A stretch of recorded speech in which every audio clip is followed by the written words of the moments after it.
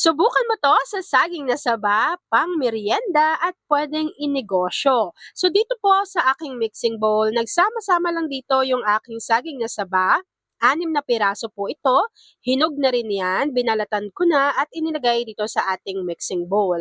Dudurugin lang po natin ito ng maigi hanggang sa makuha natin yung ganitong consistency. After nun, naglagay lang din ako dito ng 500 grams ng pancake mixture para meron na po itong lasa. Tapos, hindi na rin po ako dito maglalagay pa ng sugar or condensed milk dahil yung mismong saging na saba po ay manamis na miss na. Unti-unti nating ilalagay yung ating pancake mixture hanggang sa makuha yung tamang consistency. So ako po, ganito lang yung consistency na ginamit ko para po kapag ginulong ko siya sa ating breadcrumbs, hindi na ako gagamit pa ng itlog. Pero nasa sa inyo naman kung gusto ninyo yung mas firm pa, okay lang naman po iyon. Kapag nakuha na po natin yung ganitong consistency, kuha lang tayo ng ating mixture kahit 2 to 3 tablespoon. After po nun, ifo-flatten lang natin to bago gagamit tayo dito ng ipapalaman natin sa loob ng ating saging na saba.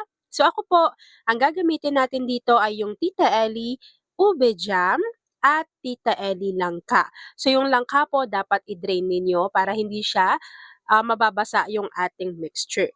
Kapag nakakuha na tayo ng tamang amount ng ating sabam mixture, maglagay na tayo dito ng Tita Ellie ube jam at Tita Ellie langka. Tapos po, bibilugin lang natin ito, yung ating sabam mixture, bago ilalagay na po natin ito sa breadcrumbs. Tapos po, habang ginagawa natin to na nilalagyan natin siya ng breadcrumbs, pwede na tayong magpainit ng mantika and then ipiprito na po natin yung ating mixture.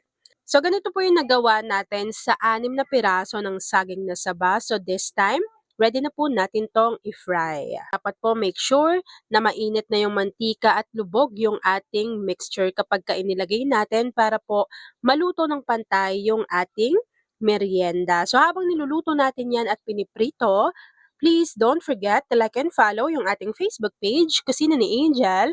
Kung meron ka ring Instagram, paki-follow na rin ako doon, Kusina ni Angel. At kung gusto mong matuto pa ng iba pang mga recipes o kaya naman gusto mong mag-share ng mga niluluto mo everyday, pwedeng-pwede kang sumali sa ating Facebook group. Andyan lang po yan sa ating Facebook page.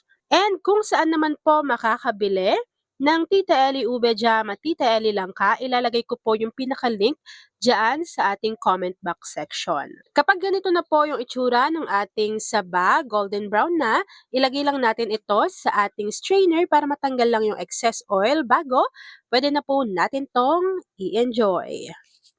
At ayan na nga mga kakusina, tapos na po ang ating easy merienda recipe na ube langka banana balls. Kung nagustuhan mo yung ating video, please like and share this video. At kung hindi ka pa nakakapag-subscribe sa ating YouTube channel na Kusina ni Angel, please click subscribe button. Click mo na yung notification bell.